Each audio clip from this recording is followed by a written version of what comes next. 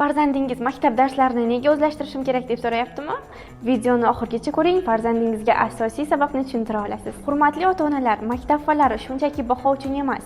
Fizika, kimyo, adabiyot bular shunchaki darslik emas, balki atrofimizdagi dunyoni tushunish uchun ko'zoynakdir. Agar dunyoga kimyogar nigohi orqali qarasangiz, u sizga boshqacha ko'rinadi.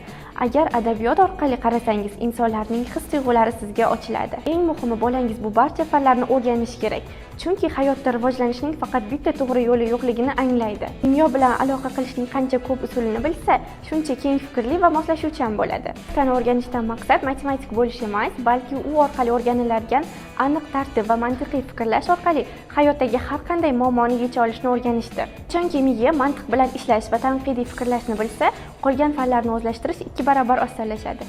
Bizning onlayn mental arifmetika kursimiz aynan mantiqiy fikrlash tizimini shakllantiradi. Bu shunchaki tezkor hisoblash emas, farzandingiz miyasini tartibga soluvchi, diqqatini mustahkamlovchi maxsus yaponcha mashg'ulotdir. Hoziroq Zehn-Uy maktabida tashkil etilgan onlayn mental arifmetika kurslariga yoziling va bepul sinov darsini qo'lga kiriting.